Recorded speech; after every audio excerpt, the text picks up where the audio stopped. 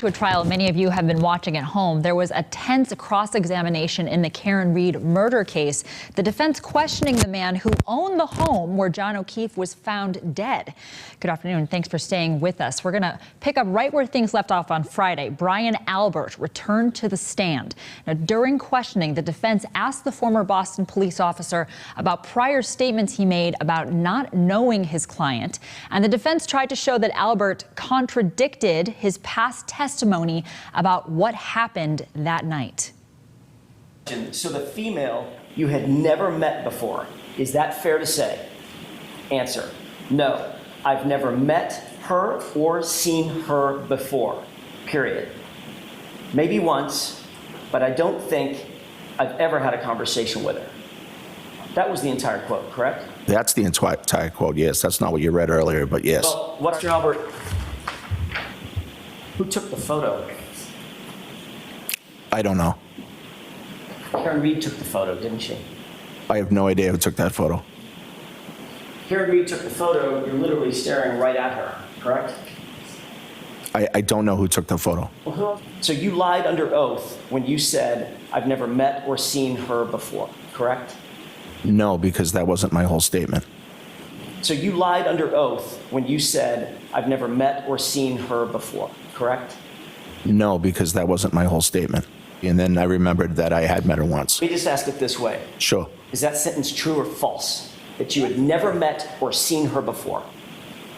True or false? That portion of that sentence is false. This has been absolutely fascinating. We're joined now by WBZ I-Team Chief Investigator Cheryl Fiandaca and a lawyer, of course. Cheryl, you've been closely following this testimony. What are you thinking?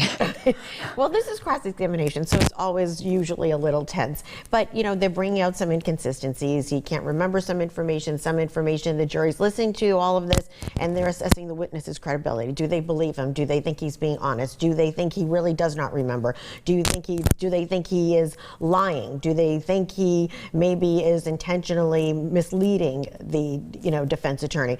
All of that is being assessed as they answer the questions. And one of the other things that's kind of important on cross-examination is sometimes it's not the answer that matters so much, it's the question that's being asked that leaves the jurors with not knowing what the answer might be. Mm-hmm. So obviously they're trying to poke holes in Albert's testimony. Mm-hmm.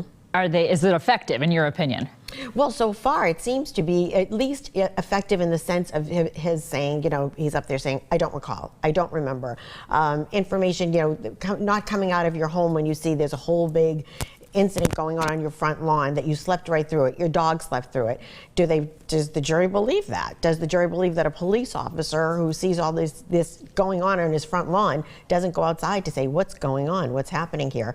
And this is a friend or an acquaintance or whatever they want to characterize the relationship as, no matter who it is. I mean, if someone was found injured or dead on your front lawn, most people think you would go outside to at least see what's happening. Mm-hmm. So they're raising a lot of issues, and this is just the prosecution's case. So more to come. Well, I was going to ask you that really quickly. I mean, we have not even seen the defense's portion of this case yet. Right. How critical is this testimony that we're watching right now to the defense? It's real important because at the end of the day, once the defense does get someone up on the stand, they'll get a police officer or someone who's retired from law enforcement and say, what would you do if you knew something was going on your front lawn? Is this, and also talk about the evidence collection, how they collected evidence in red Solo cups and put it in a Stop and Shop bag. Is that how evidence is processed? Is that how a scene is processed? When they bring in all of their experts to talk about all that, they'll raise a lot more questions, I'm sure.